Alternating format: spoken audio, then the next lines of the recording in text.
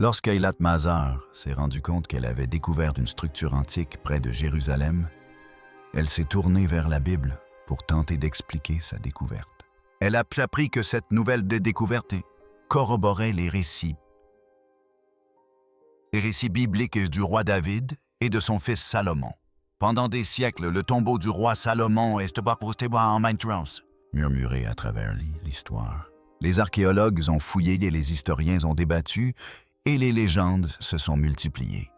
Puis, une piste oubliée dans les archives anciennes a conduit une équipe moderne sur un versant escarpé près de Jérusalem. Leurs découvertes ont dépassé toutes les espérances. Chambres cachées, sculptures complexes et pièces scellées se sont succédées. Chaque découverte soulevait des questions restées sans réponse, révélant un secret resté intact pendant 3 millénaires. Le roi derrière la légende.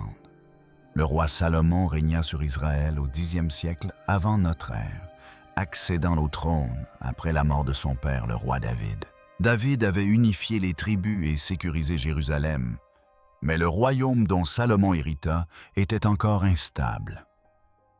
Jeune entouré de rivaux et vulnérable aux divisions internes, il était un enjeu crucial. D'après les récits historiques et bibliques, Salomon était très jeune lorsqu'il devint roi.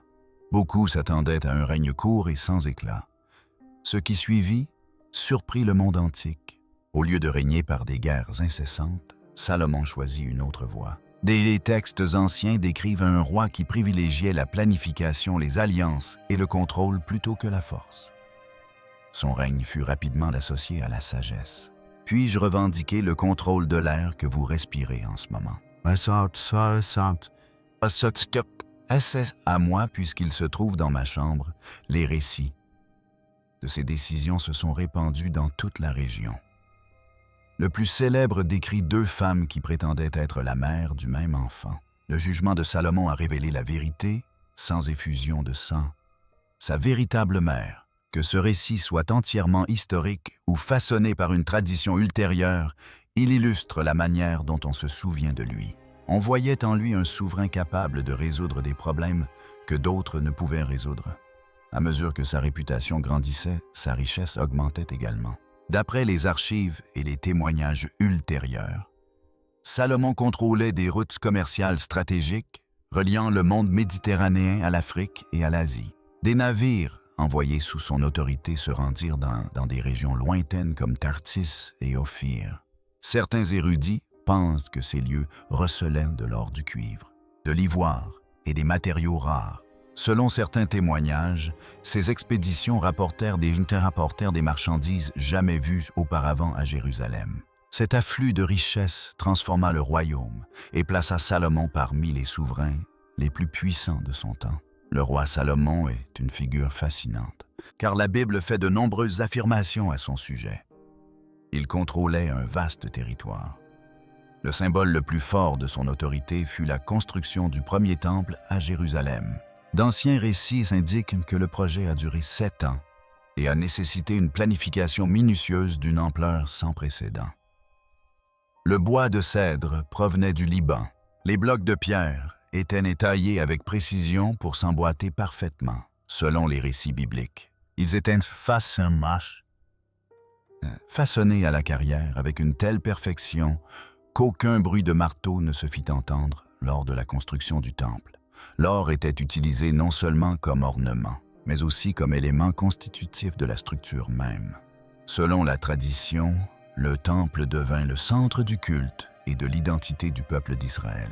Cela fit également de Jérusalem une capitale politique et spirituelle. Beaucoup pensaient non que cet édifice était destiné à durer éternellement. 3 ou 4 siècles après sa construction, il était toujours là à Jérusalem. La renommée de Salomon dépassait largement ses frontières. Des souverains étrangers commencèrent à se rendre à Jérusalem pour le rencontrer. La plus célèbre d'entre eux fut la reine de Saba. Selon les récits, elle arriva avec des caravanes chargées de présents et soumit Salomon à des questions difficiles. Les sources antiques affirment qu'elle fut à la fois impressionnée et troublée par son savoir et sa richesse. Que chaque détail soit exact ou non, Cette histoire reflète la façon dont Salomon était perçu dans le monde antique. La renommée du roi Salomon s'est répandue comme une traînée de poudre. J'ai traversé le désert pendant de longs mois pour me baigner dans l'océan de sa sagesse.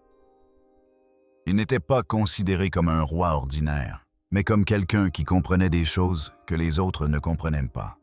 À la mort de Salomon, le monde se tut autour de lui. Les archives se sont arrêtées, les détails ont disparu, et ce qui a suivi ces derniers jours est devenu presque immédiatement inaccessible. L'énigme centenaire de la tombe disparut. Après la mort de Salomon, un fait profondément troublant devint évident. Son nom continuait d'apparaître partout dans les lois, les chants, les traditions et les écrits postérieurs. Mais sa dépouille semblait disparaître de l'histoire. Lorsque les historiens et les archéologues commencèrent à étudier le paysage antique de Jérusalem, ils se heurtèrent à un silence inquiétant. Aucun monument n'était lié à Salomon. Aucune structure n'avait été identifiée. Aucune chambre funéraire ne pouvait lui être attribuée avec certitude. Pour un roi considéré comme l'une des figures les plus puissantes du monde antique, cette absence était très préoccupante. C'était inattendu et inquiétant. Le mystère s'épaissit lorsqu'on compare Salomon à d'autres souverains de son époque. Son père, le roi David, s'est traditionnellement associé à un lieu de sépulture identifié et vénéré depuis des siècles. D'autres rois d'Israël ont laissé des tombes, des inscriptions ou des traces matérielles qui indiquaient clairement leur dernière demeure. Salomon ne l'a pas fait. Une explication avancée par les historiens met l'accent sur la destruction. En 586 avant notre ère, les forces babyloniennes envahirent Jérusalem. La ville fut incendiée, ses murailles démolies et ses édifices sacrés pillés. D'après les récits historiques, des quartiers entiers de la ville furent réduits en ruines. Certains pensent que le lieu de sépulture de Salomon a pu être endommagé ou détruit durant ce chaos. Or, aucun de ces documents ne fait mention de l'Arche d'Alliance, qui aurait certainement été mentionnée si elle avait été emportée. À première vue, cette explication semble plausible, mais elle soulève rapidement un autre problème. D'autres tombeaux royaux ont résisté à la destruction, ou du moins en ont laissé des traces. La sépulture de Salomon, elle n'a pas survécu. Ce constat a conduit les chercheurs à envisager une hypothèse plus délibérée. Certains pensent que le tombeau a été dissimulé bien avant l'invasion babylonienne.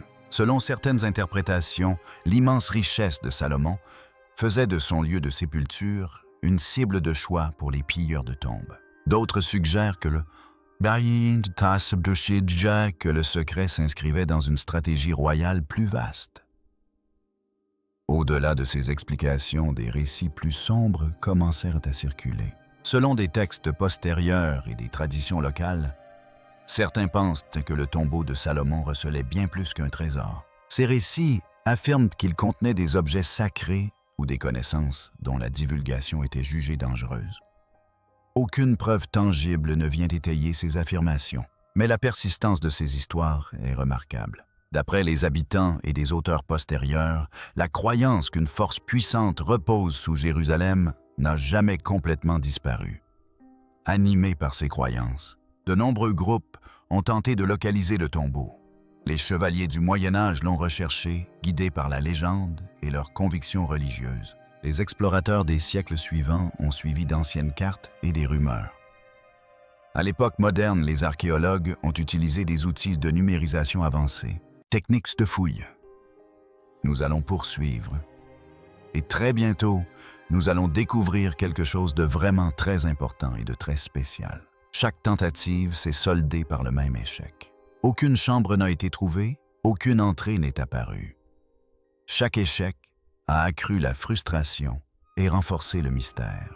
Les contraintes pratiques ont également joué un rôle. Une grande partie de l'ancienne Jérusalem repose sous des bâtiments modernes. Les tensions politiques ont restreint l'accès aux zones clés. Le terrain lui-même s'est avéré dangereux, avec des roches instables et des passages effondrés. D'après les rapports de fouilles, de nombreux sites prometteurs n'ont pas pu être entièrement explorés. Ces limites vont engendrer des lacunes cruciales et ont permis au mystère de perdurer. Au fil du temps, le tombeau disparu de Salomon s'est retrouvé pris entre légendes et preuves. Les légendes se sont amplifiées, tandis que les preuves restaient muettes. Les érudits débattaient, les croyants attendaient, les sceptiques rejetaient le sujet tout entier comme un mythe. Pourtant, le silence persistait. Pendant des siècles, toutes les méthodes reconnues ont échoué, mais l'histoire était loin d'être terminée. Une découverte inattendue. Voilà, c'est l'une des parties des doubles portes du mont du Temple. Elle menait également au souterrain du mont du Temple pendant des siècles. La recherche des secrets de Salomon s'est concentrée sur le sol. Les archéologues ont fouillé là où la tradition les indiquait. Ils ont scruté les dessous des temples, des murs et des zones royales connues. Chaque effort s'est soldé par un échec. Ce schéma a changé avec les travaux du docteur. Emily Carter, une archéologue moderne, pensait que les réponses n'étaient pas enfouies dans la pierre, mais cachées dans le papier. Le docteur Carter n'était pas connu pour ses fouilles spectaculaires. D'après ses collègues, sa force résidait dans sa patience. Au lieu de diriger des fouilles, elle a passé des années à étudier des documents anciens que la plupart des chercheurs ignoraient. Il s'agissait notamment de listes d'impositions, de relevés de paiement de main-d'œuvre, de registres d'approvisionnement et de notes administratives datant de la fin de l'âge du fer. Beaucoup considéraient ces documents comme ennuyeux et répétitifs. Carter était convaincue de leur honnêteté. Elle pensait que les documents comptables révélaient souvent des vérités que les récits tentaient de dissimuler. En consultant des fragments traduits d'archives régionales, elle remarqua quelque chose d'inhabituel. Certains documents mentionnaient d'importantes livraisons de pierres d'outils, de nourriture et de salaires. Il ne s'agissait pas de petites livraisons. Et puis en se rendant à la fosse encore debout, elle s'occupa des ossements du squelette. Le corps serait laissé là sur le banc. Ces opérations étaient organisées répétées et coûteuses, mais la destination n'était jamais clairement indiquée. Au lieu de nom de lieu, les documents utilisaient des références vagues telles que des sites protégés ou des zones réglementées. D'après les rapports, ce schéma s'est répété à plusieurs reprises sur plusieurs années. Au départ, le docteur Carter a supposé que les lacunes étaient dues à des dommages ou à une mauvaise conservation des documents, mais le schéma s'est confirmé dans différents documents. Certains mentionnaient des paiements pour des gardiens, d'autres des rations supplémentaires pour des travailleurs affectés à des lieux non précisés. En comparant les chronologies, elle a remarqué autre chose. Ces mentions se concentraient sur les dernières années du règne de Salomon. Ce détail attira son attention. Le docteur Carter entreprit de recouper ces documents avec les données géographiques connues. Elle compara les distances, les quantités de provisions et les temps de trajet mentionnés. Si cette légende recèle une part de vérité, où est donc enfoui le trésor du roi Salomon? Lentement, un emplacement approximatif commença à se dessiner. Ce n'était pas à l'intérieur de la ville principale. Ce n'était pas près du temple. D'après son analyse, la piste pointait au sud de Jérusalem, près de la cité de David, vers un versant escarpé dans la zone aujourd'hui connue sous le nom de Silwan. Cet emplacement suscita immédiatement l'inquiétude. Le versant était instable et dangereux. Selon les rapports de fouilles des siècles suivants, le sol y était sujet aux éboulements. D'anciens tunnels traversaient des roches friables. Les habitants avaient longtemps évité de creuser profondément dans la région. Pendant des décennies, les archéologues l'avaient jugée trop risquée pour une exploration complète. C'est peut-être pourquoi elle est restée intacte. Selon certaines interprétations, les documents suggèrent que le site était non seulement caché, mais aussi protégé. Les mentions de garde et d'accès restreint laissent supposer un contrôle délibéré. Certains pensent que cela pourrait indiquer un projet royal destiné à rester secret. D'autres soulignent que les documents seuls ne suffisent pas à le confirmer. Pourtant, la cohérence était difficile à ignorer. Le roi Salomon est une figure fascinante car la Bible fait de nombreuses affirmations à son sujet. Lorsque le docteur Carter a présenté ses conclusions, les réactions ont été mitigées. Certains ont rejeté ses travaux, les jugeant spéculatifs, tandis que d'autres ont éprouvé un malaise discret. Selon certains témoignages, un examinateur a qualifié les preuves de minces, mais troublantes. Un autre a fait remarquer que l'absence de nom pourrait être en soi l'indice le plus important. Ce qui a perturbé beaucoup de monde, ce n'était pas seulement la direction prise par la piste, mais aussi pourquoi elle avait été négligée. Les documents avaient toujours été là. Ils avaient été catalogués et traduits. Ils avaient tout simplement été négligés. Les travaux du docteur Carter laissaient entendre que la clé du mystère de Salomon était sous nos yeux. Les pistes écrites s'étaient évanouies. Il ne restait plus que le terrain lui-même, et la colline qui s'étendait au-delà des archives était connue pour une chose par-dessus tout, elle ne pardonnait aucune erreur. La vois-tu? La voie à suivre ne serait plus sûre ni théorique. Elle exigerait de l'action. Elle comporterait des risques. Elle se déroulerait sur un terrain instable. Et elle obligerait l'équipe à affronter un lieu que l'histoire et la prudence avaient préservé pendant des siècles. Cette colline les attendait, la colline intacte de Silwan. Le flanc de la colline de Silwan ne semblait pas recelé de réponse. Pente abrupte et accidentée, elle était composée de calcaire acéré qui se fissurait facilement sous la pression. Le sol se dérobait sans prévenir. D'après les rapports de fouilles et des pans entiers de la pente, s'était effondré par le passé presque inaperçu. Ce terrain instable était de ceux qui blessaient les ouvriers et ensevelaient les outils. Pendant des décennies, les archéologues l'ont classé comme zone dangereuse. D'autres obstacles existaient également. La zone se situait à proximité de sites sensibles où l'accès était limité et les permis difficiles à obtenir. Les tensions politiques rendaient les fouilles à long terme quasi impossibles. D'après les rapports des précédentes équipes d'exploration, même les travaux superficiels nécessitaient des négociations constantes. La plupart des chercheurs ont opté pour des sites plus faciles d'accès. La colline de Silwan est restée inexplorée, non par manque d'intérêt, mais parce que les risques étaient supérieurs aux bénéfices. L'équipe de Carter a abordé le problème différemment. Au lieu de creuser, elle a utilisé un radar à pénétration de sol conçu pour scanner le sous-sol sans le perturber. Cette technologie permettait de détecter les cavités, les parois et les variations de densité du matériau. D'après les spécialistes, c'était l'un des rares outils capable de travailler en toute sécurité sur un terrain instable. L'équipe a cartographié la pente avec soin section par section. Les premiers résultats furent décevants. Les relevés successifs ne révélaient rien d'anormal, ni chambre, ni parois, ni tunnel apparent. Selon les notes de l'équipe, le doute commença à s'installer.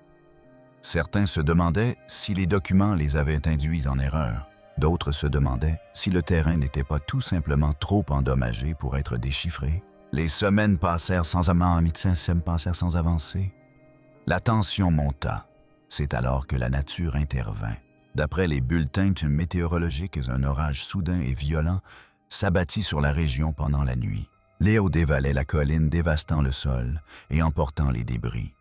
Le lendemain matin, l'équipe remarqua un détail subtil mais inquiétant. Une légère dépression s'était formée près de la zone signalée par l'analyse du docteur Carter. Petite et facile à manquer, elle n'était pourtant pas là auparavant. Craignant un effondrement, l'équipe procéda immédiatement à un nouveau scan de la zone. Cette fois, les résultats étaient différents. Sous la surface, le radar a détecté des lignes droites, des angles droits et des motifs répétitifs. D'après les ingénieurs présents sur place, ces formes ne pouvaient pas ne pas être d'origine naturelle. Les fractures de la pierre ne formaient pas d'angle net. Le sol ne s'était pas tassé en quadrillage. Les données suggéraient la présence de tunnels. À mesure que la zone scannée s'étendait, l'image se précisait. De multiples passages s'étendaient sous la colline. Certains semblaient étroits. D'autres s'élargissaient puis se rétrécissaient à nouveau. D'après les premières interprétations, la disposition était intentionnelle. Les tunnels n'étaient pas aléatoires. Ils avaient été conçus. Ce qui a le plus intrigué l'équipe, c'est le degré de dissimulation. La structure était suffisamment profonde pour échapper à la détection en surface, mais assez superficielle pour être accessible à qui savait où chercher. Certains pensent son emplacement a été calculé pour résister à l'érosion et au temps. D'autres soulignent la nécessité de recueillir davantage de données. Quoi qu'il en soit, la précision était indéniable. À la fin de l'étude, une conclusion s'imposait, la colline n'était pas vide. Il avait été conçu de toutes pièces, et ce qui se trouvait en dessous avait été protégé avec soin et habileté. L'équipe n'avait pas trouvé une simple chambre. Elle avait découvert un système, ce qui signifiait que le véritable danger était encore à venir, les ingénieuses défenses d'un tombeau antique. Une fois l'existence du réseau de tunnels confirmée, l'équipe comprit qu'il ne s'agissait plus d'un simple site funéraire. D'après les premières constatations, les passages sous la colline étaient conçus pour désorienter, retarder et punir quiconque s'y aventurait sans le savoir. Les premières sections explorées révélèrent d'étroites masses, mais révélèrent d'étroits couloirs sans issue. Certains s'interrompaient brutalement dans la roche. D'autres formaient des boucles. Il ne s'agissait pas d'erreur. D'après les analystes structurels, c'étaient des impasses intentionnelles, conçues pour épuiser les intrus et leur faire perdre du temps. À mesure que l'équipe progressait prudemment, d'autres dangers apparaissaient. Certaines sections présentaient des signes d'instabilité contrôlée. Les supports en pierre étaient disposés de manière à pouvoir se déplacer sous la pression. Selon les rapports de l'équipe d'ingénierie, même une légère perturbation pouvait entraîner l'effondrement de sections du plafond. Ces caractéristiques laissaient penser que les constructeurs s'attendaient à des intrus et avaient pris des mesures pour y faire face. Celui qui a conçu ce lieu comprenait le fonctionnement de la peur et savait utiliser l'environnement comme une arme. Près de ce qui semblait être un ancien carrefour, l'équipe a remarqué des marques gravées dans la pierre. Elles étaient un peu visibles et très usées. Au premier abord, elles semblaient décoratives ou sans signification. Un examen plus attentif a révélé des symboles répétés et de légères rainures placées à des hauteurs précises. Selon certaines interprétations, il pourrait s'agir d'instructions plutôt que d'avertissements. Elles étaient placées de manière à ce que seule une personne se trouvant au bon endroit puisse les voir clairement.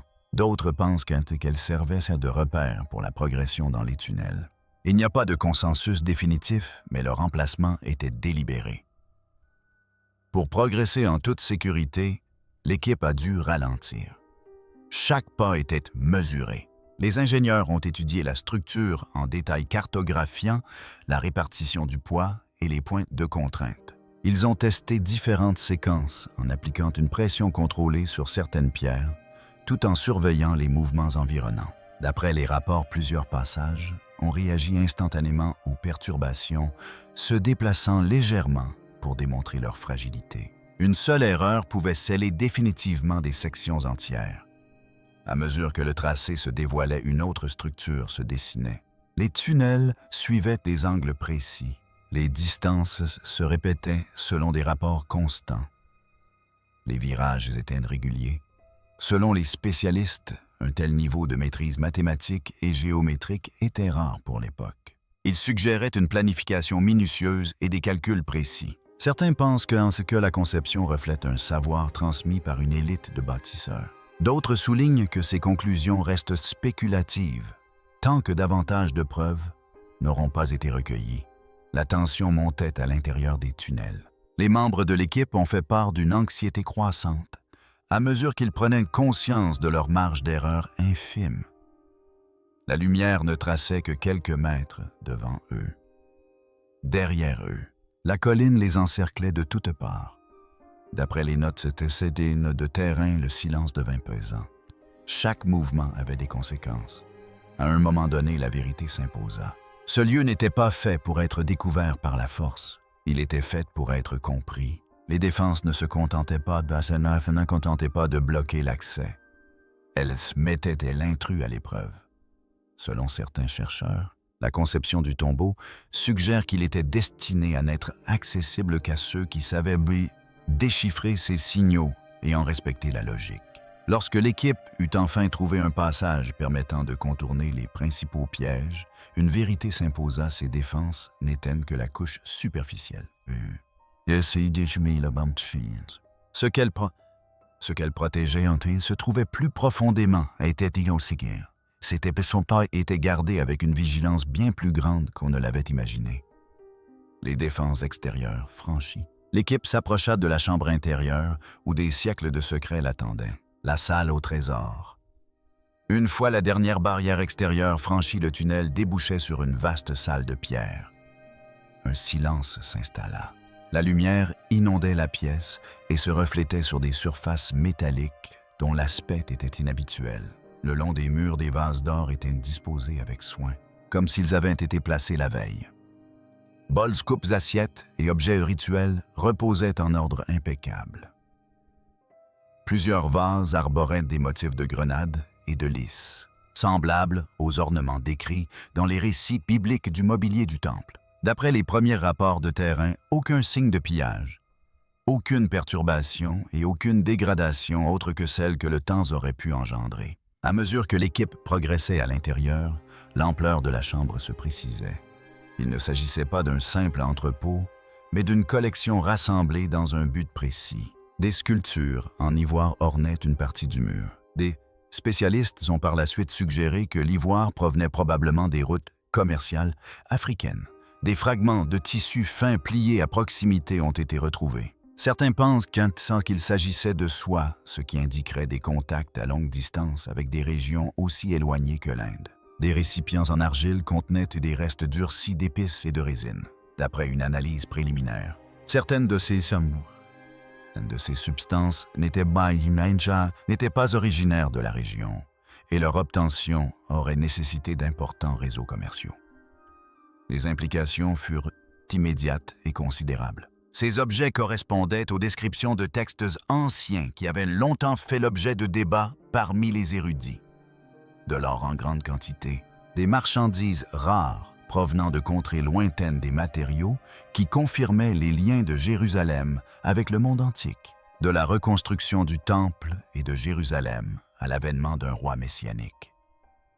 Selon les archéologues présents sur le site, cette chambre à elle seule apportait la preuve matérielle que le royaume de Salomon rayonnait à l'échelle mondiale. Ce qui avait autrefois fait l'objet de débats théoriques se trouvait désormais sous leurs yeux. Des inscriptions étaient gravées dans les murs de pierre. Certaines étaient de simples marques pouvant indiquer une propriété ou un usage rituel. D'autres étaient plus complexes. Des symboles se répétaient selon des motifs. De courtes phrases apparaissaient à côté d'objets spécifiques. D'après certaines interprétations, ces gravures pourraient avoir servi d'inventaire ou d'instruction pour la manipulation d'objets sacrés. D'autres pensent que ces marques recelaient des significations codées destinées à un groupe restreint.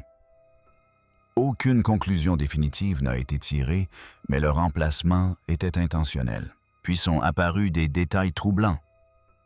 Quelques artefacts ne correspondaient pas aux attentes. Certains symboles ne correspondaient pas au système d'écriture connu de l'époque. Certains motifs semblaient plus anciens ou influencés par des cultures qui n'auraient pas dû avoir de contact avec Jérusalem à ce moment-là, selon des informations non vérifiées. Cela a immédiatement suscité l'inquiétude des chercheurs. Soit la chronologie était incomplète, soit ces objets avaient été placés là pour des raisons encore inconnues. Cette incertitude créait une tension palpable dans la chambre. Ce qui choqua le plus l'équipe, c'était l'état de tout ce qu'elle voyait. La chambre avait été scellée avec un soin extrême. Aucune humidité n'y avait pénétré. Aucun effondrement n'avait perturbé l'espace. Même les matières organiques portaient les marques d'une conservation méticuleuse. Selon les experts en conservation, un tel niveau de protection suggérait une planification minutieuse et une maîtrise des techniques permettant de se prémunir contre le temps lui-même. Les membres de l'équipe ont décrit plus tard ce moment comme irréel. Certains restèrent figés, d'autres peinaient à parler. Cette chambre a dépassé toutes mes attentes. Pourtant, à mesure que la documentation se poursuivait, une étrange constatation a commencé à se dessiner. L'agencement semblait inachevé. Il évoquait davantage une préparation qu'un aboutissement.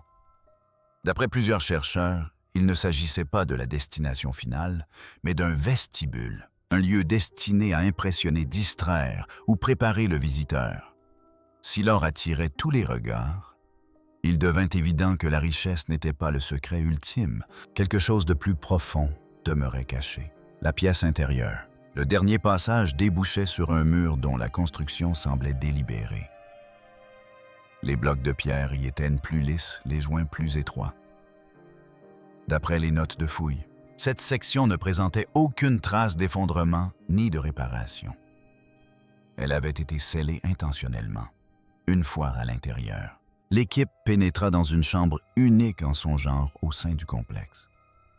Les murs étaient couverts d'inscriptions et de motifs géométriques précis.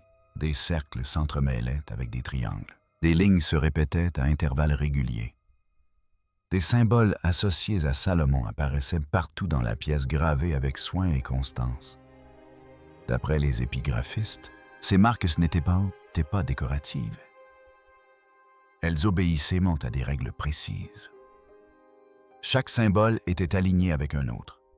Rien n'était laissé au hasard. La disposition suggérait un système destiné à être déchiffré et non simplement observé. Au centre de la chambre, gravée dans le sol de pierre, se trouvait un symbole que beaucoup reconnurent immédiatement, selon la tradition historique. Il correspondait à ce que des sources ultérieures ont décrit comme le sceau de Salomon. Certaines légendes prétendent qu'il servait à commander aux esprits. D'autres affirment qu'il symbolisait un savoir sacré destiné à être préservé. Les archéologues ont pris soin de ne pas surinterpréter sa signification. Rien ne prouve que le sceau ait eu une quelconque fonction surnaturelle. Néanmoins, sa place au centre de la pièce était significative. Elle symbolisait l'autorité. Elle suggérait un avertissement. Le long des murs, des tablettes d'argile étaient empilées dans d'étroites niches creusées directement dans la pierre. Nombre d'entre elles étaient intactes. Certaines étaient fissurées, mais lisibles. D'après les premières analyses, plusieurs tablettes contenaient des mesures qui correspondaient étroitement aux descriptions bibliques connues du temple, d'où les proportions des pièces. Les distances entre les points de structure, les règles, étaient répétées avec précision. D'autres tablettes étaient plus difficiles à déchiffrer. Elles contenaient des suites de nombres de symboles et d'instructions qui ne correspondaient à aucun système d'écriture ni à aucune méthode comptable connue de l'époque. Certains chercheurs ont relevé des similitudes avec des textes plus tardifs connus sous le nom de « Clés de Salomon ». Cet ouvrage médiéval prétend préserver la sagesse et les rituels antiques associés au nom de Salomon. Les spécialistes soulignent que ce lien ne peut être prouvé. Les textes sont séparés par des siècles. Pourtant, la similitude des symboles de la structure et de l'importance accordée à un savoir jalousement gardé a soulevé des questions complexes. Selon certaines interprétations, ces tablettes pourraient représenter une source antérieure qui aurait été copiée, transformée ou mythifiée par la suite. Ce qui est devenu qui est devenu clair. C'est la conception même de la chambre. D'après les ingénieurs, elle était positionnée de telle sorte que même si les pièces extérieures étaient percées, cet espace resterait caché. Le chemin d'accès était étroit, indirect et délibérément trompeur. On pouvait facilement le manquer sans en connaître déjà le fonctionnement. Cette chambre n'était pas conçue pour impressionner les envahisseurs, mais pour résister à la découverte. Tandis que l'équipe étudiait les tablettes, la tension montait. Les calculs mathématiques étaient complexes. Les proportions suggéraient une planification architecturale dépassant les normes de l'époque. Certains membres de l'équipe exprimaient leur inquiétude, d'autres un malaise. Ce n'était ni un lieu de sépulture, ni un entrepôt. C'était de la préservation. Quelque chose était protégé ici, intentionnellement. La réalisation s'imposa lentement. Le complexe n'avait pas été créé pour honorer la mort d'un roi. Il avait été construit pour préserver le savoir.